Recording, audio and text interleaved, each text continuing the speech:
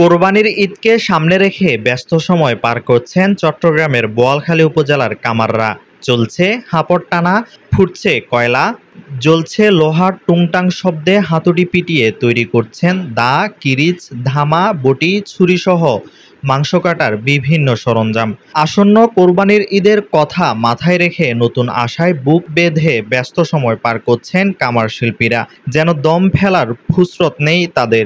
ঈদের দিন পর্যন্ত চলবে এমন ব্যস্ততা।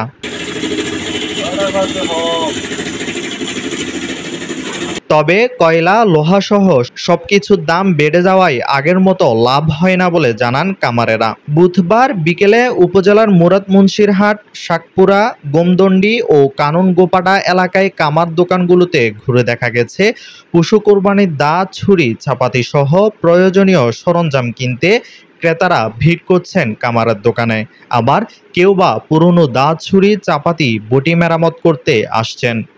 গত বছর তুলনায় গত বছরের মতন অর্থ বুঝলেন না, লোয়ালাম তো এনে মহঙ্গা, লোয়ালাম তো দাঁতর মহঙ্গা, আল্লাহ মহঙ্গাই না, ওই কইলা মহঙ্গা, মানুষ মহঙ্গা, আর তো মহঙ্গা দিত না, আর দিত তো হল মনে করেন। আর লাভ হইলে হিসাব নাই, লাভর কোনো তলা গলা নাই, লাভর তোলা গলা নাই। এটা কি কারণ নাম্বার কারণ না পাওয়া না বলবে আর দাম বাইন পুরুষের মধ্যে তো নিয়ম হলে একটু শীর্ষক আর দামা যদি কেজি বুঝে আসতেছ না বলুন তাও কেজি বুঝে আসতেছ, কিন্তু বোর্ডিং স্কিম হলে কেজি বুঝতে পারেন।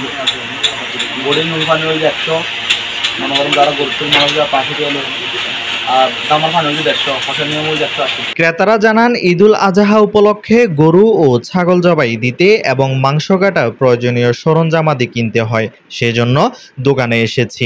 তবে গত বছরের তুলনায় এবার দাম খানিকটা বেশি। বর্তমানে প্রতিটি দা তৈরিতে প্রকার ভেদে মজুরি নেওয়া হচ্ছে 250 টাকা থেকে 550 টাকা পর্যন্ত। চাকু তৈরিতে নেওয়া হচ্ছে 120 টাকা, বড় ছুরি তৈরিতে নেওয়া হচ্ছে 500 থেকে 700 টাকা, বটি তৈরিতে নেওয়া হচ্ছে 300 টাকা থেকে 400 টাকার মতো।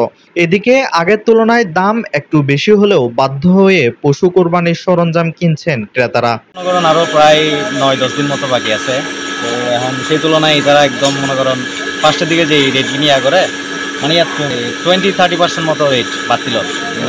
অন হইন হয়ে যাম বাকি আর কিছুদিন আছে, কিন্তু মধ্যে কি রকম করে রেট বাড়াইবো। গত বছরের তুলনায় মোটামুটি ভালো রেট। কয়লা আর কাঁচামালের দাম সহনীয় রেখে এই শিল্পীকে টিকিয়ে রাখতে প্রয়োজনীয় উদ্যোগ নেবে সরকার, এমনটা প্রত্যাশা করেন তারা। Desk report, Chattogram news.